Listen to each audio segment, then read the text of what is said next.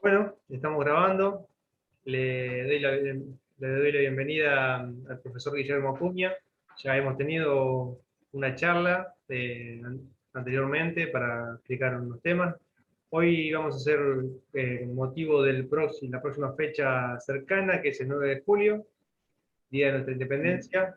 Vamos a hablar un poquito de lo que tiene que ver con la independencia, detalles, pormenores, antecedentes y demás, y cosas que se lograron y cosas que no con la misma.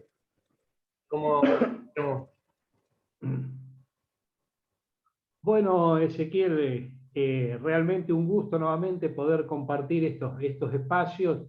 Por ahora, lamentablemente por cuestiones de la pandemia en forma virtual, pero bueno, aprovechando en este caso lo que va a ser el viernes, un nuevo aniversario de la Declaración de la Independencia, por allá por 1816, pero que siempre viene bien entrar a nuestra historia para ver qué análisis o reelaboración podemos hacer hoy de lo que está pasando en nuestro país y en nuestra región, ¿no? Lo que sería nuestra patria grande.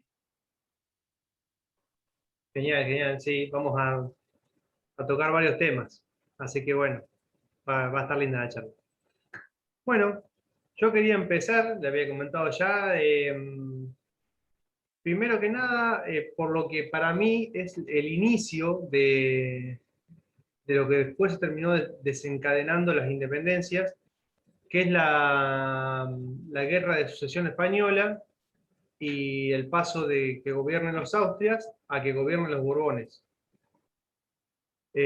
Porque, esto para decirlo rápido, los Austrias tenían una forma de gobernar que después la escuela de Salamanca y demás lo pasan a papel, lo transforman en filosofía, de que era de que Dios delega el poder al pueblo y el pueblo le delega el poder al rey.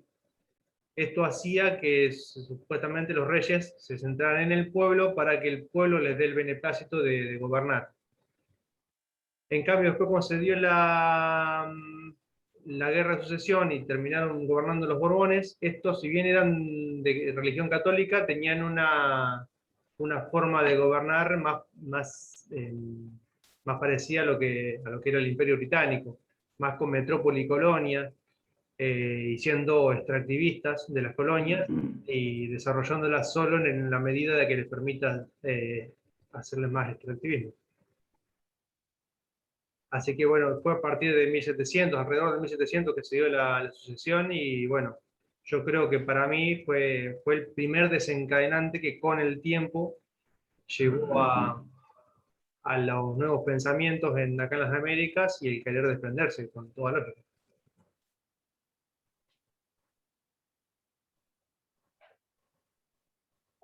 No sé, Guillermo. Sí, Ah, sí, está muy bien marcar las diferencias de lo que eran ahí las dos coronas que van a tener incidencia en lo que fue el comienzo de la llamada conquista y colonización de nuestro actual continente, y después ya la última etapa donde se empieza a dar el proceso independentista, el tema de la corona de los Borbones, ¿no? De origen francés, y evidentemente hay aspectos metodológicos y creo yo también que teóricos, como vos señalabas, Ezequiel, que diferencia la concepción tanto de uno como de otro, ¿no?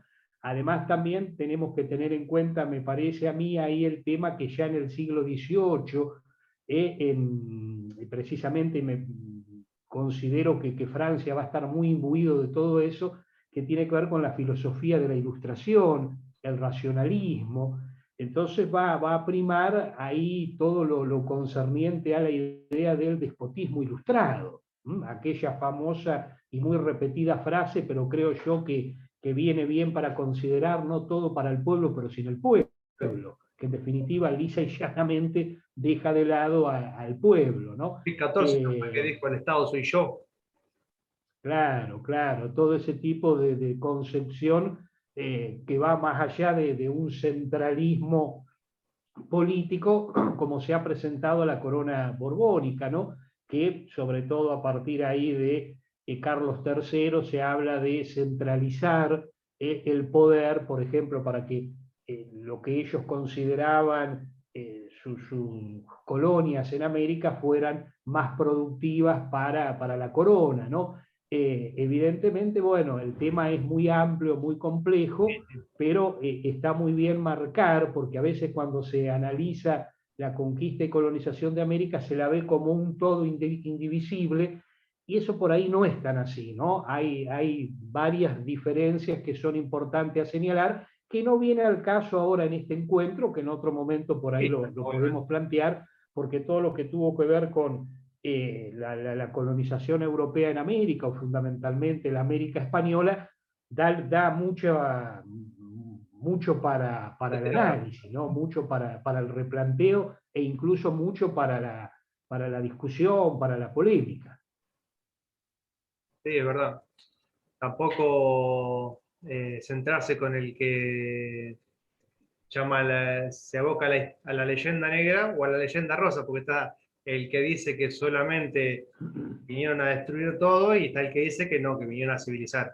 Entonces, yo creo que hay un poco de las dos cosas, la realidad siempre es muy compleja, entonces, eh, bueno, por ahí para otro programa, como dice usted.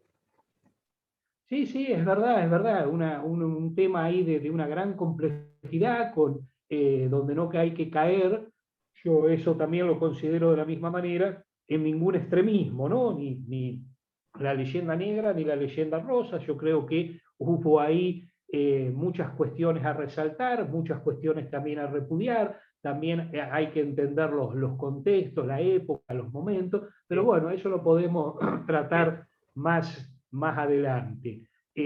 Hoy por ahí el tema lo centramos más, pero que obviamente tiene una relación con todo esto que estamos diciendo, ¿no? sí, Lo que sí, van a muy significar, amplio. claro, los movimientos revolucionarios, independentistas, precisamente en la América Española, ¿no?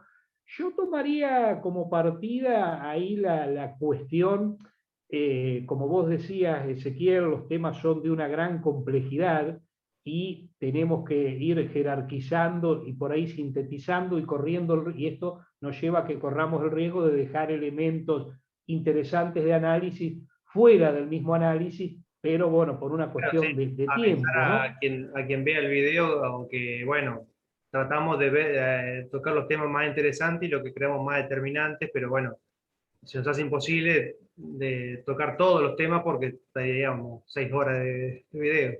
Claro, claro. Yo teniendo en cuenta todos los antecedentes que tuvieron que ver, tomo 2 minutos para arrancar ahí previo a 1810, ¿no? Y de esa manera llegar a 1816.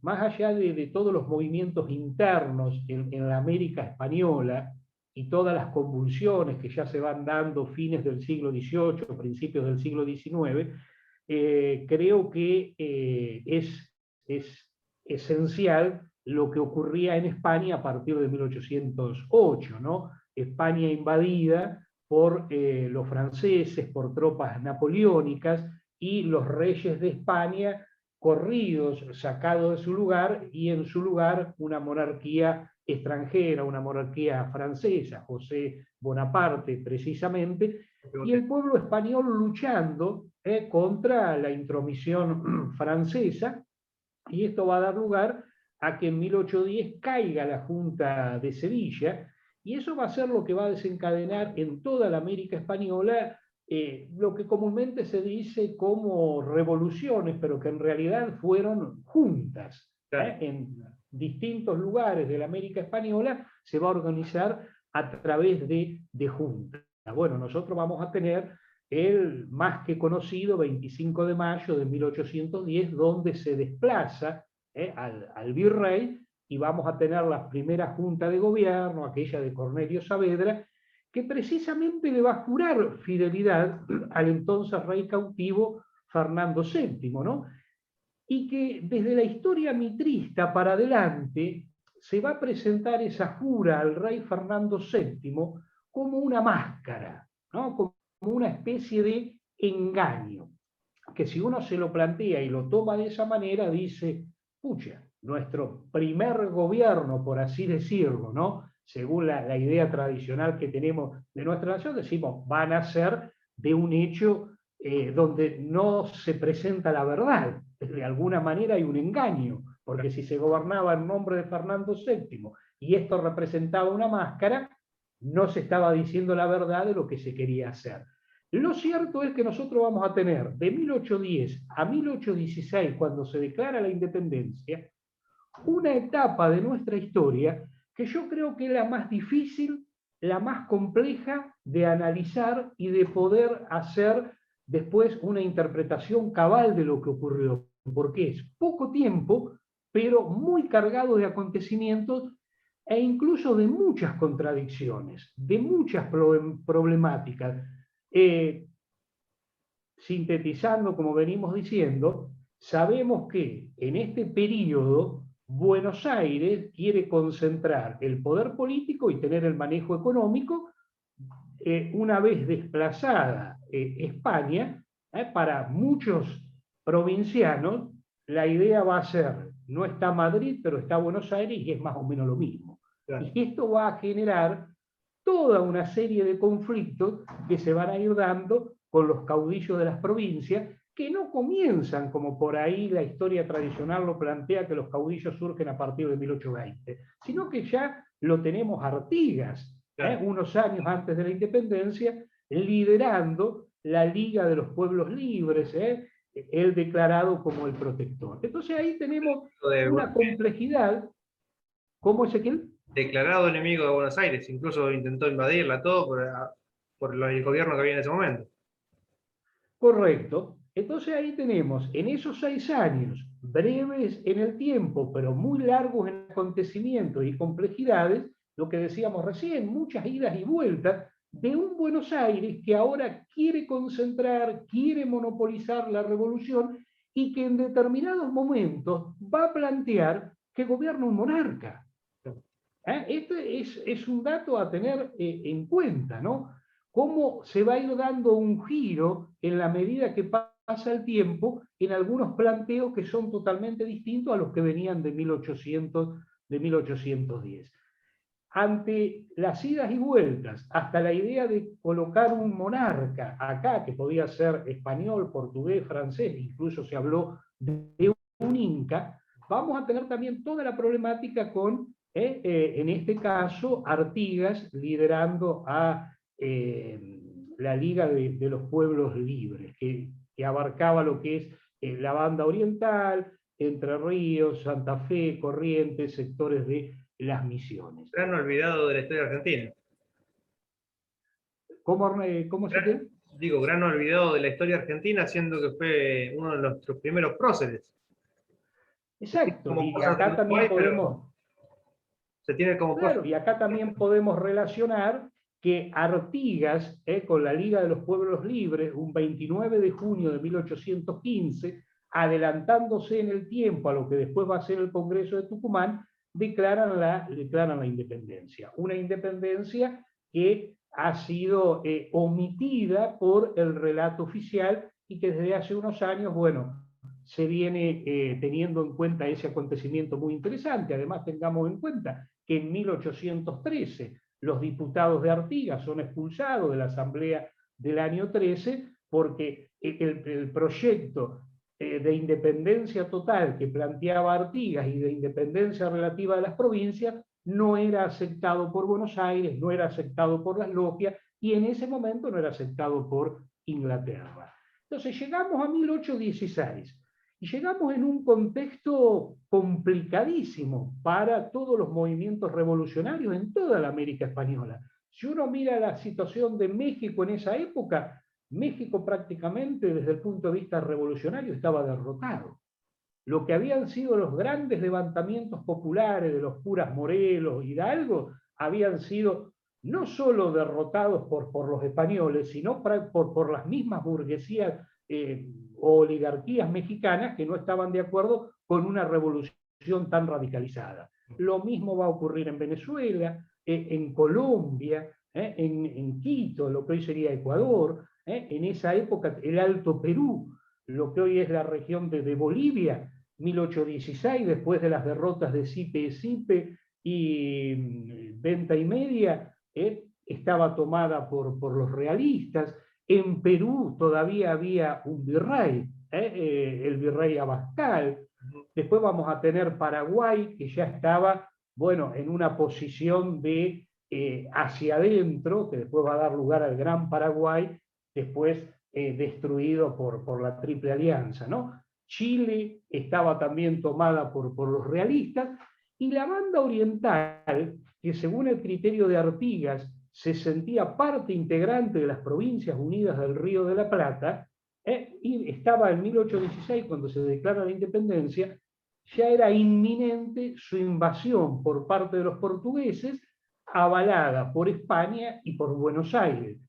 Buenos Aires avalaba esa invasión para sacarse de encima a Artigas, que era muy molesto para el proyecto monárquico, centralista, extranjerizante, liberal que tenía el puerto de Buenos Aires. Bueno, en ese contexto, y además ante la inminencia de una expedición que iba a enviar España, el rey Fernando VII, que había recuperado el trono, a lo que ellos consideraban sus posesiones en América. En este contexto, lo que es interesante de señalar es que está el deseo de distintos representantes de las Provincias Unidas en Sudamérica. No se hablaba de Argentina, en este caso ni se habla de las Provincias Unidas del Río de la Plata, sino de las Provincias Unidas de Sudamérica.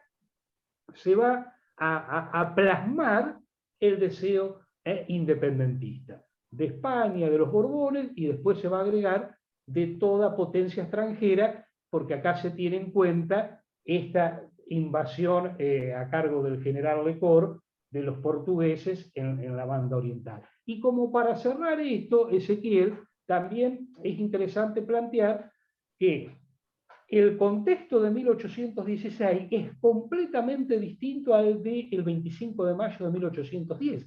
Acá, en 1816, ya tenemos desde 1814, 1815, derrotado a Napoleón. Fernando VII está nuevamente en el trono, es el rey legítimo de España, y tenemos la Europa de la restauración monárquica, de la Santa Alianza, la Europa que evidentemente no estaba de acuerdo con los procesos independentistas que se estaban dando en la América, en este caso la América española. Desde ese aspecto, uno ve que, bueno, en épocas muy densas y de grandes nubarrones oscuros para los revolucionarios, para los patriotas, el hecho no deja de ser interesante, más allá de los manejos que tiene Buenos Aires, que evidentemente no van en la línea de lo que planteaban muchos de los líderes o caudillos de las Provincias Unidas en Sudamérica, ¿no? Y eso es muy importante remarcarlo. Primero que nada, se suele repetir, y uno mismo en la escuela lo que le enseñan es que San Martín, de acá de Argentina, liberó Chile, liberó Perú, y la idea en realidad no era liberar pedazo por pedazo, sino que fue todo un solo territorio. Esa fue la idea original. Después, bueno, no se dio así, lamentablemente, pero la idea original era esa, no hacer separatismo ni nada, ni que cada uno fuera a su bola. Eso se dio después con, qué sé yo, los bandos liberales dentro de los revolucionarios y demás. Cada uno quería en su... Por eso se dio que acá quedó gobernando Buenos Aires, en Chile Valparaíso, que eran Valparaíso Santiago, Valparaíso eran puertos, era para que se dé esto, del extractivismo sale por el puerto y gobierna una pequeña oligarquía, o como quiera llamarle, sobre el resto de la población. Un pequeño territorio que gobierna sobre un gran territorio, un pequeño territorio muy poderoso que gobierna sobre un gran territorio extenso y vacío de gente, de poder. Lamentablemente, en la mayoría de los casos se terminó dando así. Exacto, 1816, cuando se declara la independencia, San Martín es uno de los que está desde Cuyo, desde Mendoza, que está organizando ahí el Ejército de los Andes, va a ser uno de los que va a plantear hasta cuándo vamos a esperar para ser independientes, ¿no? Y después ahí cuando ya está Pueyrredón, que es el director supremo, ahí en épocas del 9 de julio de 1816, está planteando, bueno, todo lo que sería la ayuda concreta para realizar ese plan que, como vos marcabas, Ezequiel, tenía que ver con una visión integral, ¿no? Nosotros teníamos, bueno, Güemes, que estaba resistiendo en el norte lo que era el Alto Perú, ¿no? Porque el Alto Perú, a ver, venimos desde la derrota de Huaki en 1811, después Vilcapugio y Ayohuma un poco más adelante, después teníamos Sipe y Venta y Media, ¿no? Que, bueno, ahí ya está tomado el Alto Perú. Entonces, el plan integral de San Martín es, aguanta ahí las avanzadas realistas Güemes, San Martín va a Chile, y después ahí a Perú, donde estaba el foco realista de mayor importancia, ¿no? Recordemos ahí Pezuela, Goyeneche, bueno, los grandes generales, después Morillo, que eran los que venían avanzando hacia lo que es hoy la Argentina. Y es muy importante considerar cómo en ese entonces, claro, no está la idea esa que tenemos hoy nosotros de la Argentina o de Chile, que ha sido una forma de balcanizar lo que debería ser nuestra gran nación, ¿no? Pero bueno, ese es todo un proceso también que se da, creo yo, además del accionar de Inglaterra, además del accionar de esta potencia que después va a quedar de otra manera dominando la escena, no solo en el Río de la Plata, sino considero yo en todo lo que hoy denominamos Latinoamérica o Iberoamérica, sino también lo que tiene que ver con las burguesías. Yo creo que a partir de 1814 en adelante, acá lo que después va a ser la Argentina será un giro completamente distinto a lo que había nacido en Mayo, ¿no? La revolución se torna conservadora, aristocrática y hasta monárquica, porque están los casos bien concretos. Zarratea, Rivadavia, García, todos los que proponían una monarquía cuando en Europa se da todo el tema de la restauración. De hecho, Y una Rivadavia. cosa que, Ah, Rivadavia, sin duda, sin duda. Y o, una cosa también que me resultaba interesante señalar, cuando se declara la independencia en Tucumán, la de 1816, decimos la de 1816 porque nosotros también manejamos la de 1815, ahí nos vamos a encontrar que había representantes que cuando uno era chico y, digamos, entendía menos de lo que entiende ahora de esto, decía, chichas, misque, ¿qué es esto? Bueno, eran representantes del Alto Perú.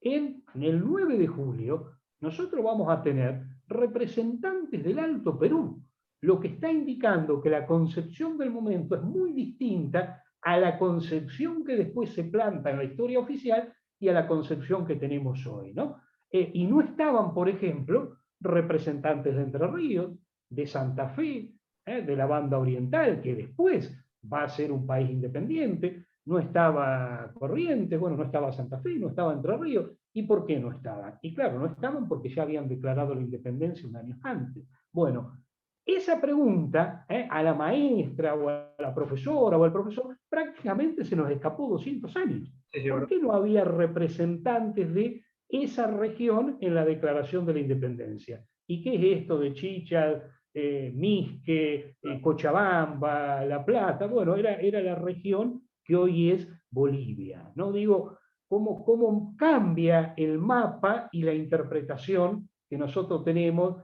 de la historia de lo que era en aquella época y lo que es ahora, ¿no? Claro. Creo que siempre se dice que la historia la cuentan los vencedores.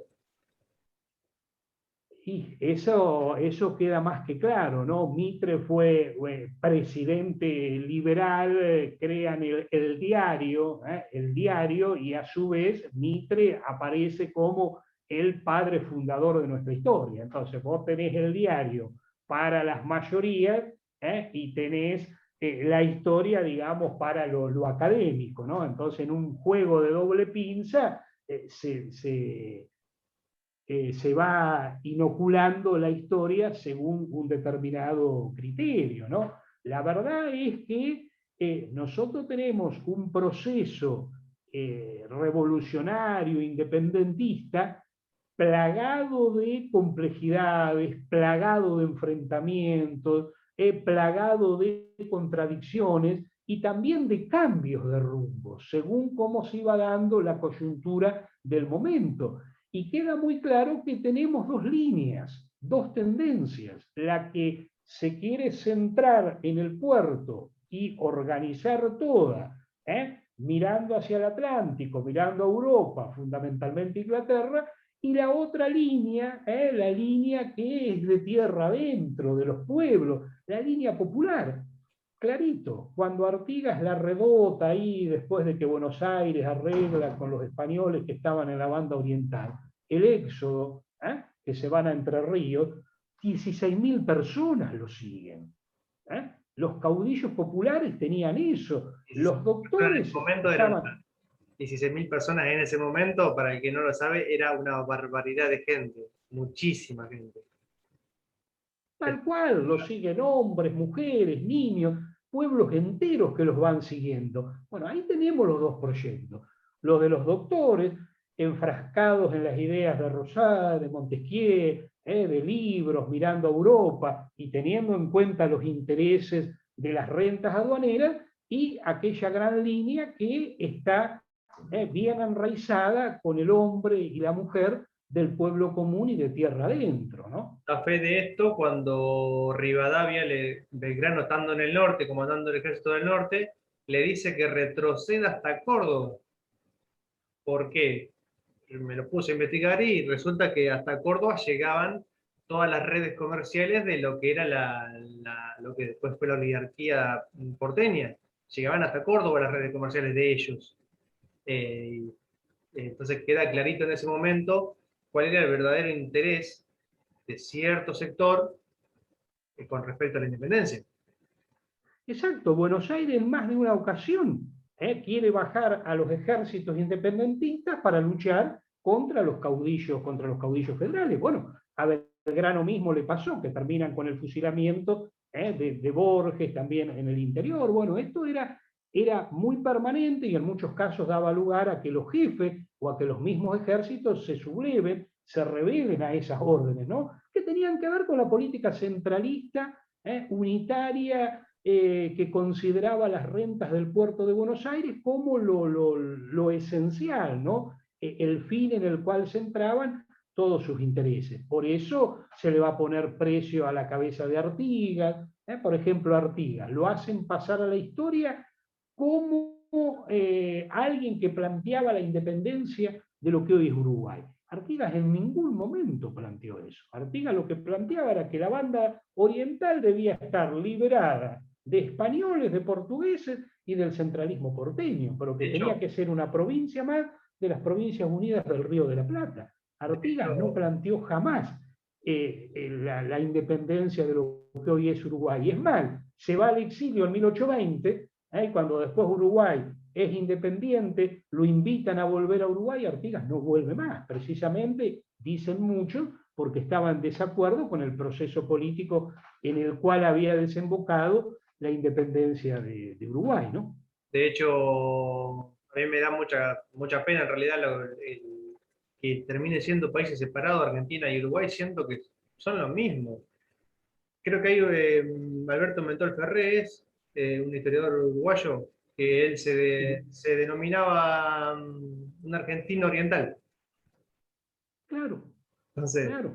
somos... Claro, bueno, Alberto Metol Ferré viene bien a veces cuando se quiere hacer un análisis, digamos, considerando, bueno, qué pasó después de la declaración de la independencia oficial, formal, qué pasó, porque la cosa siguió estando bastante complicada, ¿no? Bueno, Metol Ferré, perdón, es el que va a plantear esa frase más o menos, independencias que no fueron tan independientes, ¿no? Independencias que no terminan siendo independencias tan reales en el sentido integral de la palabra. Y yo creo que esto no es para desmerecer el hecho histórico que estamos analizando, sino para empezar a tener, o al menos desde algunos sectores, para empezar a tener una mirada un poco más profunda de nuestra historia y de lo que planteabas recién vos, Ezequiel, de por qué se produce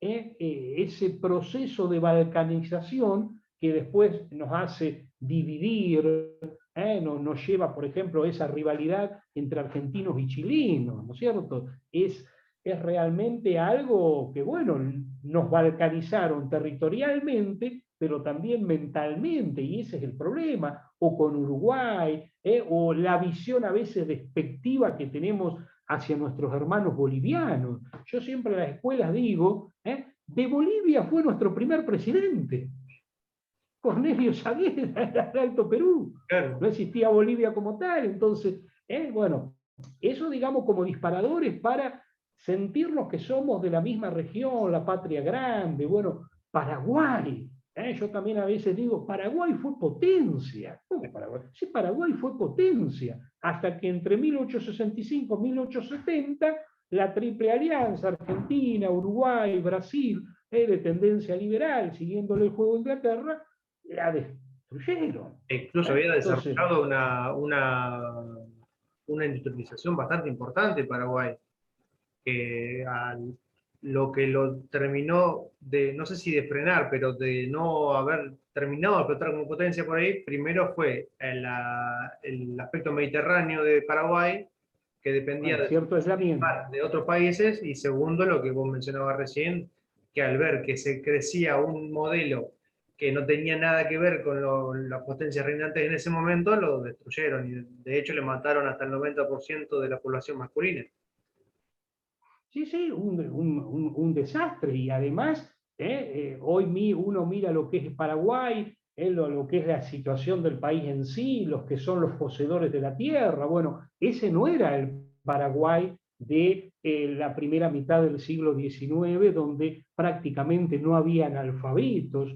El Estado se encargaba de la educación, incluso se encargaba de muchísimos elementos que necesitaban las personas para subsistir y para ir a la escuela, el desarrollo industrial. Bueno, en fin, tenemos toda una rica historia que hay que volver a reelaborar, pero reelaborar no con un sentido nostálgico, sino para decir por qué no se puede volver a reintentar ese viejo sueño de la gran nación iberoamericana, ¿no? Abriendo un paréntesis, esto es para lo que sirve la historia. Tanto usted que es profesor y yo que no tengo ningún título en historia, pero soy un apasionado de la historia, me gusta mucho, sinceramente, esto para lo que sirve la historia, no para analizar el pasado como si fuera una foto, sino para saber qué es lo que tenemos que hacer en el futuro. Es súper importante estudiar la historia y estudiarla en profundidad y de verdad. Tal cual, coincido plenamente, Ezequiel. La historia no es propiedad de un sector. A la historia hay que socializarla, a la historia también hay que sacarla de las escuelas, a la historia hay que meterla en los clubes, en los sindicatos, en los partidos políticos. Yo no puedo interpretar un dirigente político sin un mínimo de conocimiento político, no digo una profundización total, pero al menos un mínimo de conocimiento político, porque es la herramienta conceptual que le va a dar más vigencia, más fortaleza y más coherencia a la posición política que hay que defender. Y creo que hoy más que nunca, ¿no? Porque hoy tenemos una avanzada de un sistema que es a escala global, que es a escala mundial, y que tiene elementos tremendos que si no se lo enfrenta debidamente, bueno, puede terminar aún balcanizándonos más de lo que ya se hizo a partir del siglo XIX, ¿no? Entonces, coincido plenamente en que la historia tiene que ser una herramienta de nosotros como ciudadanos, para saber dónde estamos parados, a quién tenemos enfrente, porque hoy, y utilizo una palabra por ahí que es más del ámbito de lo político, si se quiere, que de lo histórico, pero que viene bien, digo, hoy el enemigo es poderosísimo, hoy el enemigo hasta es abstracto, porque no queda bien en claro dónde está, cómo juega, no se lo ve, y ante eso, bueno, cómo accionan los pueblos, las comunidades, para que nos demos cuenta de lo que está ocurriendo, porque si no nos damos cuenta, ahí está el problema, ¿no? Cuando uno no se da cuenta, y bueno, las cosas nos pasan y obviamente nos superan, y después así son los resultados. Claro.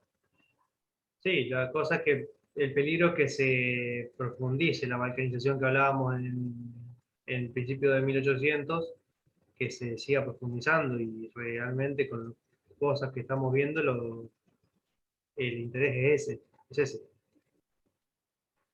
Sí, Bueno, para seguir con 1816, con nuestra declaración de la independencia, no sé si le gustaría resaltar algún aspecto más. no, lo que creo que básicamente ahí presentamos, ¿no? El contexto de lo que era la América española, la situación que se vivía en Europa, la Europa de la Restauración, la idea de Fernando VII de enviar al general Morillo para en una gran expedición, en un momento donde los movimientos revolucionarios hacían agua por todos lados, y acá teníamos, bueno, a San Martín organizando, podríamos decir, los últimos detalles de lo que va a ser el cruce de los Andes para ir abatiendo los focos realistas que se daban en Chile y fundamentalmente en el Perú.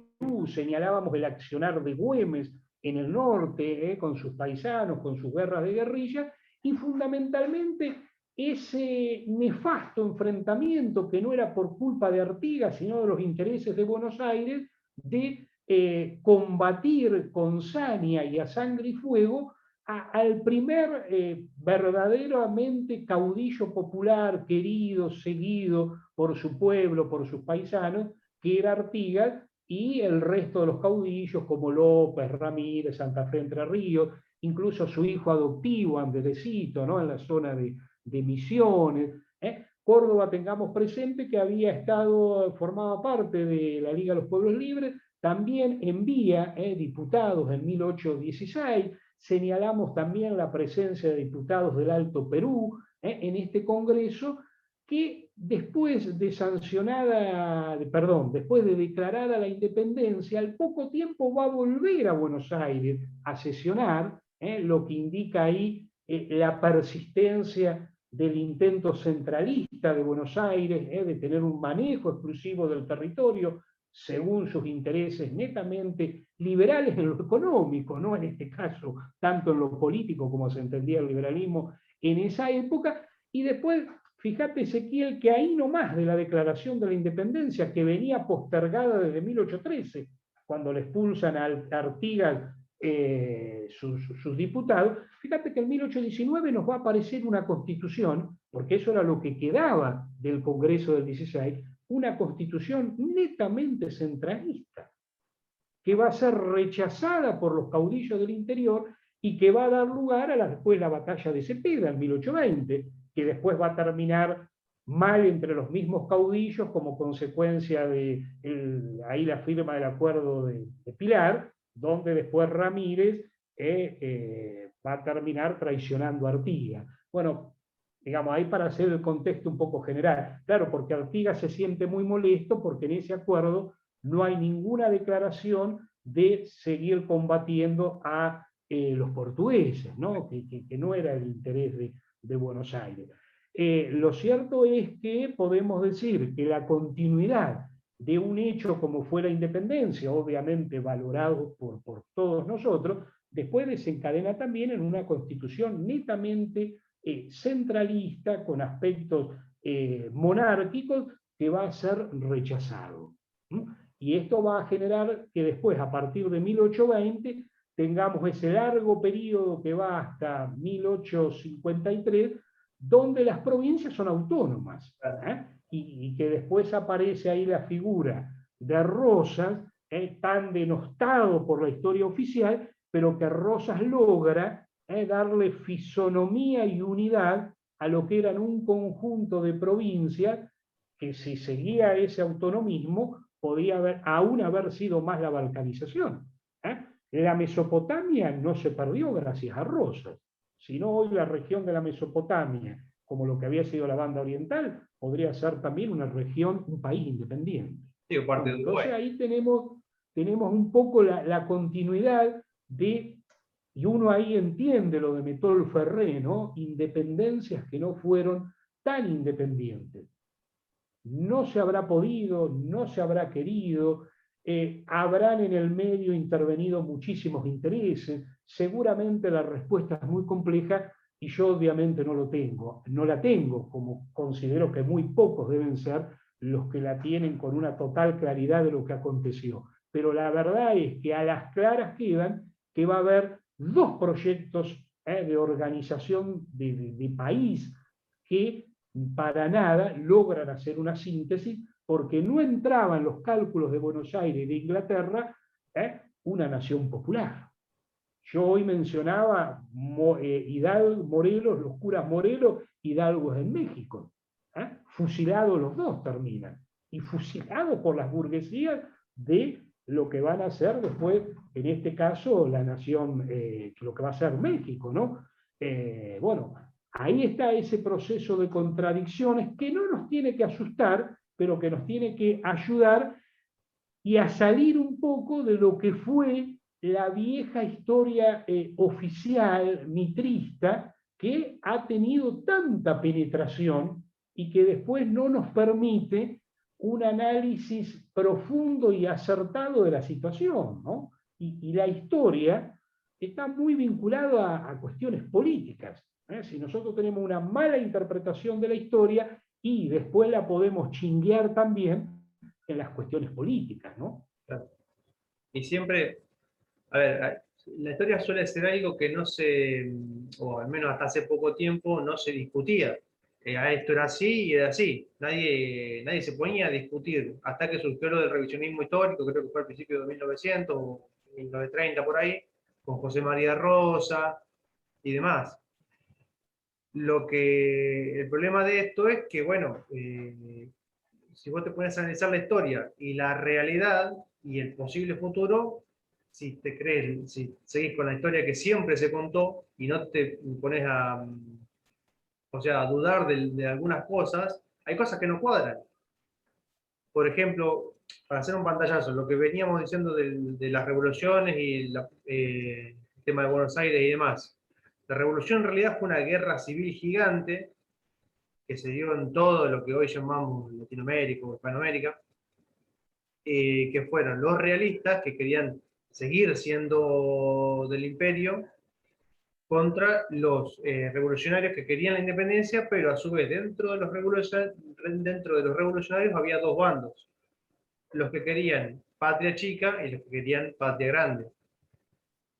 El principal, creo yo, principal motivo de que no se haya dado esa independencia total que hubiera sido muy necesaria y muy fructífera acá en lo que es Latinoamérica.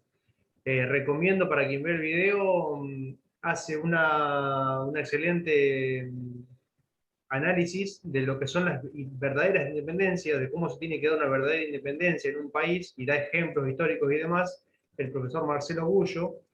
Tiene su libro Insubordinación Fundante, recomiendo buscarlo, no lo voy a explicar ahora, por eso doy la recomendación. Pero bueno, da de diferentes pasos a seguir para llevar una revolución, o sea, una independencia completa para llevarla a cabo. Uno de ellos es la dicotomía entre patria chica y patria grande, en nuestro caso, y que bueno, en el caso nuestro, lamentablemente con el correr del tiempo se fue dando el de patria chica. Y en lo que señalás vos, Ezequiel, tener en cuenta, por ejemplo, que ahí cuando se habla de las guerras por la independencia, las guerras con los españoles, en realidad, hasta 1814, y si no me falla más la memoria, prácticamente las guerras era una guerra ideológica. Claro. Era una guerra ideológica, porque no era contra los españoles, era entre los mismos americanos, que unos estaban por el lado de los movimientos revolucionarios y los otros por el lado de la línea monárquica, si se quiere para simplificarlo, que iban a las guerras con la misma bandera. Sí, sí, por eso después hacen la claro, separación. Si hasta Claro, porque 1814, y algunos dicen un poquito más o menos, bueno, no importa, en la plaza de Buenos Aires, ahí flameaba la bandera española. Entonces, claro, el proceso es complejo, por eso yo decía, esa tonta enemistad con Chile. En los ejércitos de San Martín había muchísimos chilenos. Por eso es necesario reinterpretar la historia. Algunos a veces a mí me dicen, pero ¿cómo entonces lo que nos dijeron que ahora ustedes lo quieren cambiar? No, no es que se lo quiere cambiar. Los hechos fueron siempre los mismos. Lo que hay que cambiar es la reinterpretación. Hacer una interpretación lo más adecuado de lo que realmente fue. Porque, a ver, las guerras por la independencia, en el fondo, en una primera parte fundamentalmente, fueron guerras civiles. Muchos jefes españoles habían nacido acá, en América, y estaban luchando contra los mismos americanos. Bueno, era lo que tenían la visión del monárquica o del realismo español, cosa por el estilo. Y vos mencionabas lo de Marcelo Bullo. Bueno, muy interesante su análisis cuando él plantea, por ejemplo, que acá se hizo todo lo contrario de lo que hicieron los países desarrollados, que se cerraron, impulso del Estado, con burguesía fuerte, y se convirtieron en potencia. Acá los ingleses nos hacen creer todo lo contrario, de entrada a abrirnos, bueno, nos exportan el libre comercio, nos manejan la economía y a su vez van balcanizando la región. Bueno, se va a hacer todo lo contrario, por ejemplo, lo que hace el mismísimo Estados Unidos, que el Estados Unidos del siglo XIX o ahí al principio no es el Estados Unidos después imperialista del siglo XX que uno rechaza. Artigas mencionaba y ponía como ejemplo a Estados Unidos, pero era el Estados Unidos de principios del siglo XIX, sobre todo por su esquema de organización territorial. Y bueno, nada, la diferencia en Estados Unidos, creo que el quiebre se hace con, si mal no pienso yo, con Theodore Roosevelt, que es el que impone la política del garrote.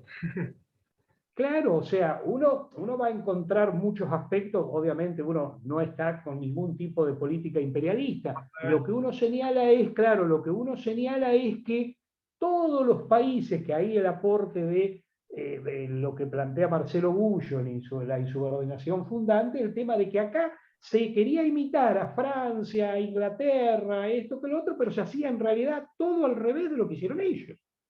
Se lo quería repetir mentalmente, culturalmente, bueno, y ahí es cuando se genera ese proceso de una Argentina para minorías y de una Iberoamérica para minorías. Y ese es el gran drama, entre otros, que nos persigue hasta el día de hoy.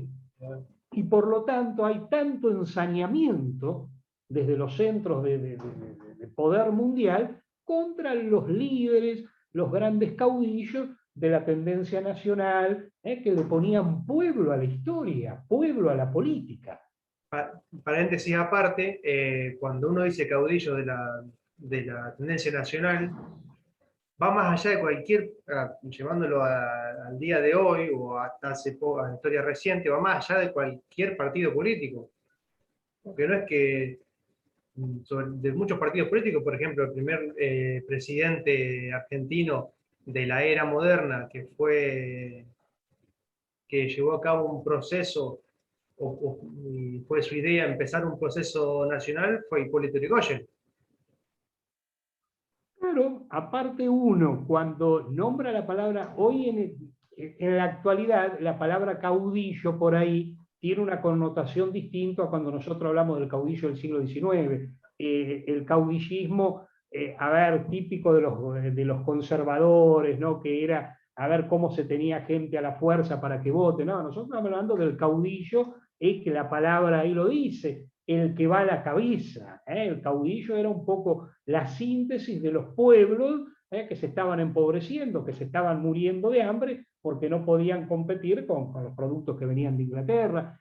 Ahí también hay que marcar una diferencia cuando uno habla de caudillo, lo que está queriendo decir y a qué se refiere, ¿no? La diferencia, retrotrayéndome al principio del video, cuando conté lo de la diferencia entre las concepciones del gobernar, la concepción de que el poder lo tiene el pueblo y se lo delega a alguien, en este caso el caudillo, y la concepción contraria es que alguien se siente con el poder y lo impone sobre el pueblo.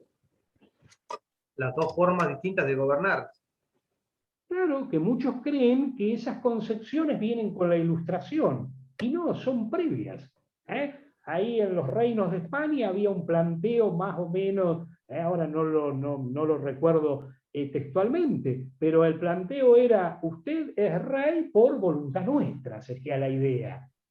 Digamos, lo que eran los fueros comunales, todo ese tipo de cosas. Bueno, el liberalismo nos ha presentado que esas ideas vienen de pueblo y todo eso vienen de la Ilustración, y no están así, lo hemos planteado claramente hoy, el despotismo ilustrado, y creo que muchas formas de totalitarismo del siglo XX tienen su raíz en lo que viene de algunos planteos de la Ilustración, todo ese tipo de cosas que terminaron en sistemas totalitarios en la Europa del siglo XX, ¿no? Pero bueno, eso también es tema para otro encuentro.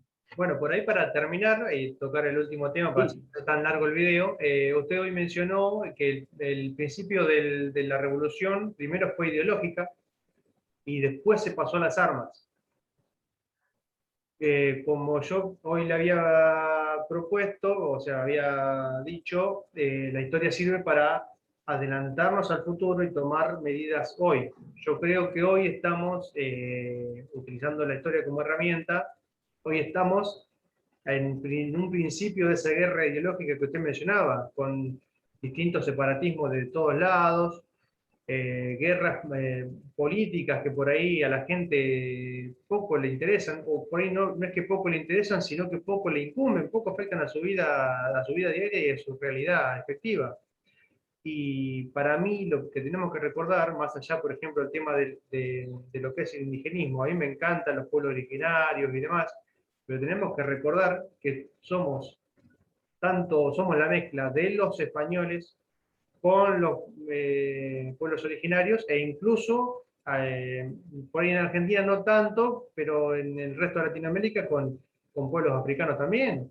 Somos la mezcla de todo, entonces tomar una sola parte nuestra en detrimento de las demás, yo creo que no es acertado, porque lo único que va a hacer es dividir, y no es lo que queremos, porque bueno, ya hoy lo explicamos en las consecuencias nefastas que tiene eso.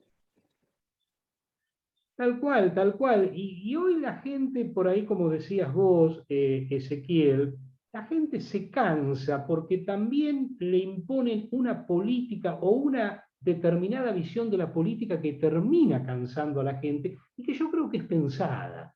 Porque si realmente se discutieran cuestiones de fondo, nuestra gente no se cansaría, se prendería, se metería en ese debate. Pero claro, si la discusión es lo que dice Patricia Burri, lo que sale a decir Macri, le contesta el otro, bueno, termina siendo una cuestión muy por arribita, muy pasajera, y eso es lo que termina cansando, y creo que logra el propósito de lo que quieren las grandes usinas del poder, ¿no? Y Que vencerás. las personas, los ciudadanos comunes como nosotros, yo siempre hablo de los mortales comunes, nos alejemos de todo eso, entonces quedan ahí las élites manejando todo. Y ahora sobre todo estas élites, que como decíamos hoy, son abstractas, son financieras, se manejan a través de las redes, imponen todo quién sabe desde dónde. Entonces, claro, es una guerra ideológica, es una guerra psicológica, es una guerra de desgaste, es una guerra de cansancio. Todos elementos nuevos que, bueno, los grandes estrategas del poder mundial lo conocen, lo saben, lo manejan, ¿no? Y por eso está bueno el trabajo de algunos autores, como vos mencionabas recién, Marcelo Gullo, Miguel Barrio, entre otros, que te meten en ese análisis para tratar de ver lo que está ocurriendo. Después se podrá tener posiciones en esto, en lo otro, pero que ponen otra mirada a lo que está aconteciendo y que, como decía Perón, ¿no? La política es política internacional, la historia es historia internacional. Tenemos que estar muy al tanto de lo que está aconteciendo, de lo que está pasando. Y sin tratar de caer en extremismos, claro, nosotros lo que decía Ugarte, ¿qué somos? Y somos indios, somos españoles, somos negros, somos mulatos, somos una síntesis, y creo que esa síntesis es una síntesis que está muy marcada por un proyecto a continuar y por un proyecto esperanzador también. El tema es que le demos lugar a la participación de los pueblos, que la política no se convierta o la historia no sea para determinados círculos áuricos. Hay que abrir la política, hay que abrir la historia, hay que abrir todo tipo de debate al conjunto de la comunidad. Mucha gente a veces dice, no, pero a mí no me gusta. Leí, mira un video, ahora hay muchos de videos que por ahí enganchan. Hagamos el ejercicio, sigamos estando con estos encuentros que venimos haciendo con determinados grupos, porque eso ayuda a abrir conciencia. Y cuando nuestra gente, nosotros mismos, descubrimos ciertos aspectos, no nos cansa. Cansa esas cuestiones rutinarias que nos imponen, sobre todo desde los medios, y esas discusiones a veces en las redes que no sirven para nada, ¿no? Que es descalificar completamente, y eso claro que lleva a la apatía, al cansancio, pero ante todo eso tenemos que continuar con este tipo de trabajo, que aunque sea un trabajo de hormiga, en la medida que se va unificando con otros trabajos que se hacen a lo largo del territorio o de nuestra región, van a dar resultados. Esperemos que sí. Así que bueno, el mensaje sería ese: unámonos, no nos dividamos por cosas, por nimiedades, por cosas pequeñas que no nos determinan. Sepamos que somos una mezcla de un montón de cosas, que no somos ni indios, que no somos españoles, no somos europeos, no somos africanos, somos todo. Primero, teniendo en cuenta la discusión que está hoy en día con esto de voltear las estatuas de no sé qué y demás, no nos sigamos dividiendo. Y para hoy en Argentina, no prestarle atención tanto a esta pelea chimentera que se da a veces entre los políticos. Dejarla de lado, sinceramente.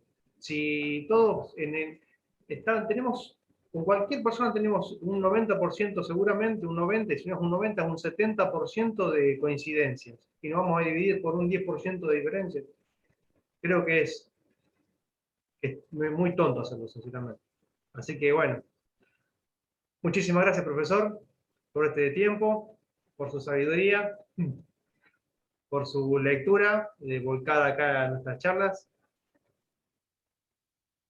No sé si quería decir algo. No, Ezequiel, el agradecido soy yo, y para mí siempre es un gusto, y particularmente cuando es con gente joven, porque bueno, ahí está la continuidad de todo esto, que bueno, que cada uno de nosotros hace como puede, ¿no? Como un aporte para la causa de nuestra patria grande, que es Iberoamérica, ¿no? Y de trabajar en conjunto. Así que el agradecido soy yo, Ezequiel, y bueno, gracias, y disculpa por ahí todas las molestias cuando te llamo por las cuestiones del armado de todo esto, que vos sos ahí el especialista. No, al contrario, muchísimas gracias a usted, profesor.